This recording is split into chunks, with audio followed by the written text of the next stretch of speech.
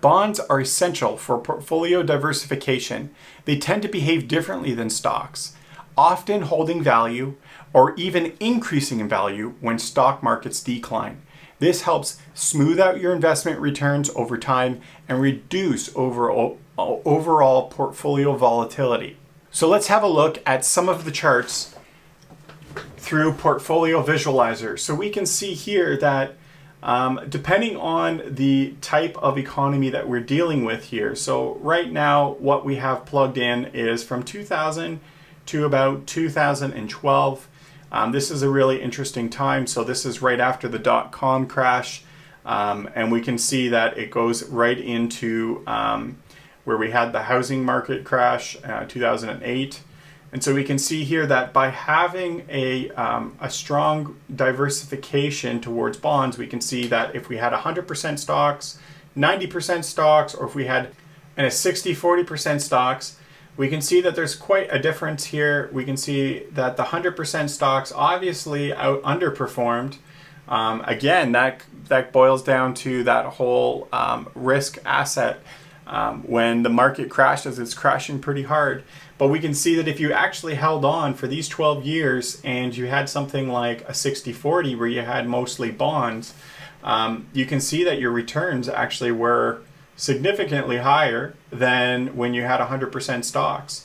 Now, you might be saying to yourself, well, why is this the case? Because when I look back and I do, a quick comparison between how much of a return bonds have, how much of a return stock has, between the two, on average, the stocks are outweighing the bonds dramatically. We know that stocks outperform bonds on many percentage points. But in this case, you can actually see that actually having a bond allocation was a lot better. And that's because you never know if you're going to go through a situation like this. Now, you might have a different time horizon that you're looking at. And so we can see here that we've got 100% stocks, we've got 90-10, we've got a 60-40. And so now we're looking at the last 10 years and we can see that the stocks have performed a lot better. And that's because with inflation, we had a decrease in the way that bond yields had a return. So there was a bit of a negative effect on the bonds. And so it really goes to show you that, every single economic cycle and time frame that we're dealing with here is quite different than the other time frames of the past. And so going into the next 10 years into the future, it's hard to really know whether you're going to have the stocks increase, you're going to have the bonds. But one thing that we do know is that you can see that things like the standard deviation here actually decreases when you decide to diversify a little bit more in bonds. And so for somebody who might be, having to withdraw those funds, maybe they're in retirement and whatnot, there's a case for why having that bond allocation is pretty smart.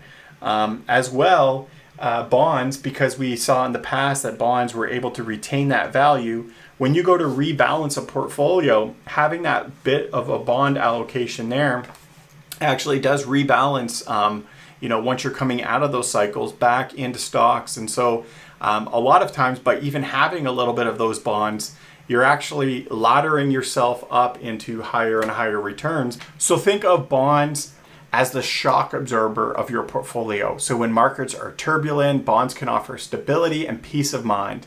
This is especially important for investors nearing retirement. So it's true, bonds don't usually outperform stocks over the long run, but that's not their job. Their value lies in the ability to protect capital, generate income, and reduce volatility. And there are even times like what we showed you earlier where between 2000 and 2012, where bonds did outperform the stocks.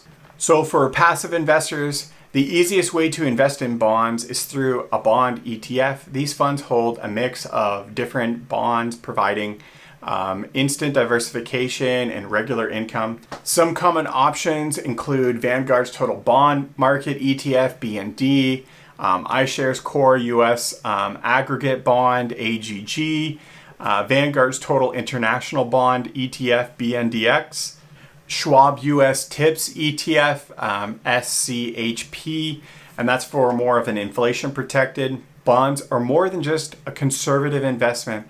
They're a strategic tool for building a more resilient portfolio. They provide income, stability, and protection when markets get rough. By including bonds alongside stocks, you're not just reducing risk, you're giving your portfolio a better chance to succeed through all market conditions. Want to learn more about building a simple passive investment plan that works? Subscribe to the channel and join the journey to smarter investing.